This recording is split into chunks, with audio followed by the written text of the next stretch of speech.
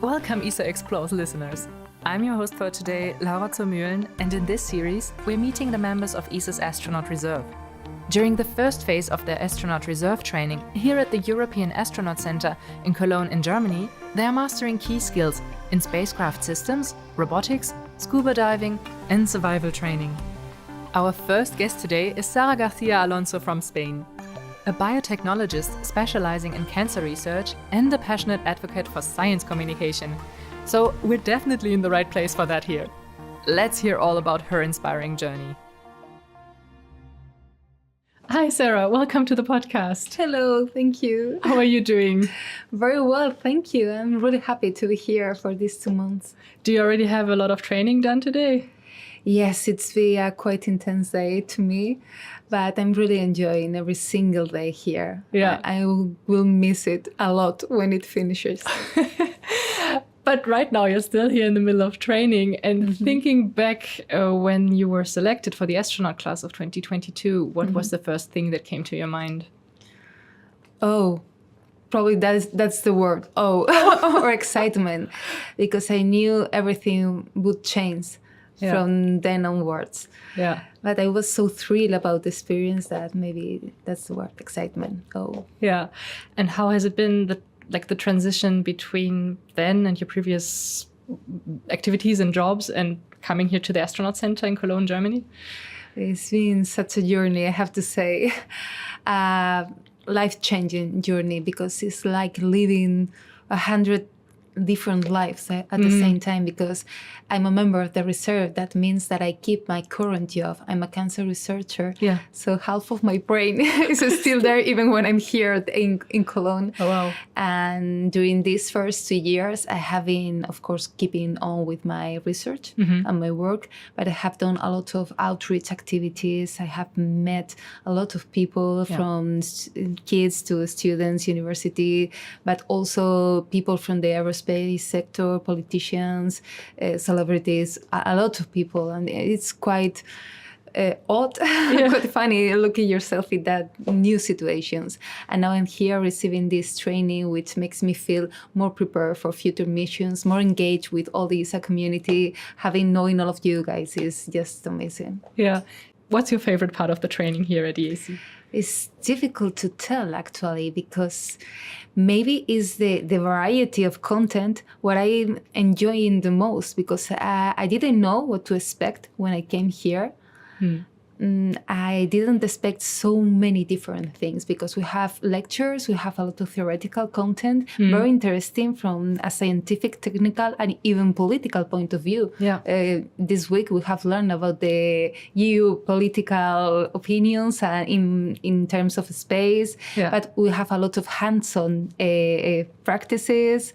We have the MVF training, the winter survival. There are so many different things, and you learn so much from all of them. Yeah. That this variety, I think, is what I'm enjoying the most. And you already mentioned you're still pursuing your job, your research job at the same time. Do you see any parallels between that job and the training here? Yeah, somehow there are similarities.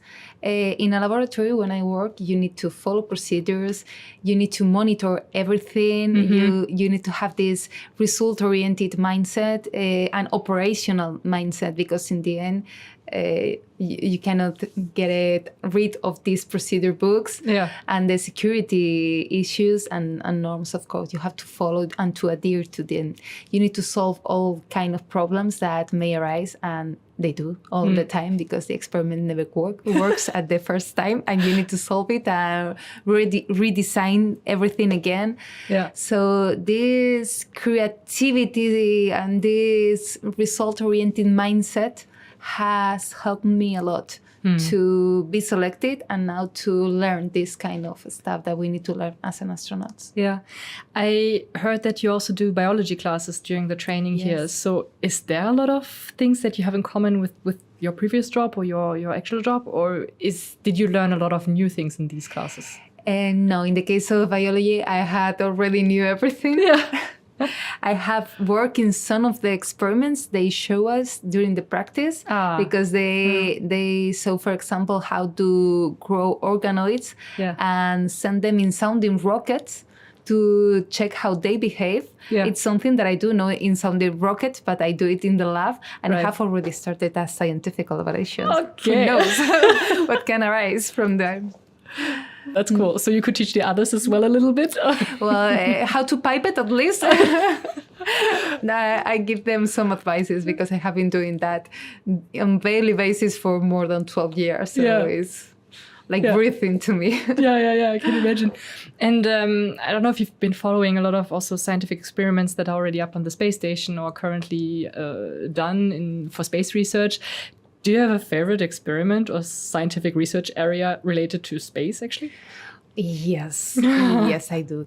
I have read a lot about many different experiments that I think they are really cool and they're promising to apply here on Earth and really improve life of people. For example, there are a couple of them related to my research, so I'm more interested, of course. One is for drug design. I work on that. I isolate proteins that are targets for different diseases, in my case, lung cancer and pancreatic cancer. I try to isolate them and understand how they are in 3D configuration. Because if you know the 3D structure of a target, you can design a dart that binds exactly when you want. Yeah. This is what I do at the lab. Designing these darts will be the drugs against the targets. Right. The problem is that those targets are very difficult to isolate and determine these 3D structures. Because in order to do that, you need to grow protein crystals. And that thing works really, really well in microgravity. So it's one example that I like a lot. And another one, and actually I was talking to one of the astronauts from NASA that participated in that experiment in 2019. Wow. And she was telling me about all the stuff that she did at the ISS. It's an experiment related to a treatment for several types of cancer. And they tried to create a new formulation of the treatment in order to be delivered to the patients easily. Instead of intravenously during hours in a clinic. With this high soluble formulation, you could just, in one single injection, deliver the drug, making it soluble. This could improve the life of people so much and even reducing the costs for the clinics, the public health. So I think it's very interesting. Wow, that sounds really fascinating. And amazing that you do like this and then combined with the training here, like you say, a perfect mix of so many different skills. That's amazing. Yeah. And was there anything unexpected in the astronaut reserve training here? Unexpected? It's been surprising every single day because everything is new to me. Not unexpected. Yes. A surprising? A surprise, and exciting. I'm thrilled about how it's going to be tomorrow. I think it's the first time in my life that I want Monday to start. So not like back in school where you were like, oh no, another week. So it's amazing. I'm so excited about every single day, and the day will bring us today. It's very interesting. It's a very good feeling. Yeah. Is there anything you're still looking forward to in the next steps of the training? Yes, I'm looking forward to the winter survival. I have contrary feelings about it because I love this kind of training. I myself have been in survival training several times, and I want to learn how to light a fire and build a shelter and work in teams. But on the other side, my tolerance to cold is really, really bad. So I will suffer for sure. Maybe you got kind of adapted here in Cologne, Germany already, but not that much. Yeah, but I'm really looking forward to it. Yeah. It's going to be very interesting. Yeah, cool. So for the end, I have a few quick questions for you. Okay.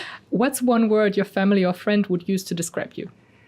Curious. Curious. What's the most memorable place that you've traveled to? I will say Thailand because I went there for my honeymoon and it was memorable and I really enjoyed it. Nice. Do you have a favorite space mission? This is not going to be original at all, but I will say Apollo 11 because it was monumental for humanity. it's just making the impossible a reality. And also for the 400,000 people that support and work for that mission all together to make it a reality. This teamwork is just amazing. What's the best advice that you've received in your career? Don't let the fear dictate your decisions. Oh, that's a good one. Yeah. Yeah. You need to face it and overcome it to expand your limits and make your world and your big picture even bigger. Yeah. What's the most challenging environment that you've worked in so far? Maybe my own laboratory, because for some time I had to work a lot with radioactivity, and the security measures were quite strict and tough. And we also work in animal facilities with high security. We have special showers to get in. So this is a very controlled environment. Yeah. And do you have any fun team bonding moment to share? You already mentioned the group of other astronaut members of the reserve. We really get on very well with each other. I don't remember any specific one. We have a lot of fun together. Yeah. And I think that winter survival will give us a few anecdotes for the future, that's for sure. I have to invite you all again. And then, I will tell you. Yeah, perfect. Do you have any inspiring moment related to space? So like an anecdote or a person that you met or you would like to meet? I have met, surprisingly, so many astronauts, and learning about their experiences is quite inspiring. Yeah. Because they know how to solve problems, how to overcome, how to learn to be comfortable during the uncomfortable zone. And you can learn a lot just listening to them. Yeah. And I'm also a very big fan of Carl Sagan because of his outreach level. I think it's very important to communicate why we do what we do and the benefits and the beauty of universe and science. Great. And that's what we're doing here, communicating about you and your projects and the training. So great. Thank you so much for coming today. And thank you for having me here. It's been a pleasure. Thank you. Thank you. It's been fantastic to hear about all these exciting steps our members of the Astronaut Reserve are taking. If you enjoyed this episode, don't forget to subscribe and share it with anyone curious about space. Be sure to follow us and our Astronaut Reserve members on social media and visit esa.int for all the latest on our missions, training and behind-the-scenes updates. Until next time, stay tuned and keep exploring with ESA Explores.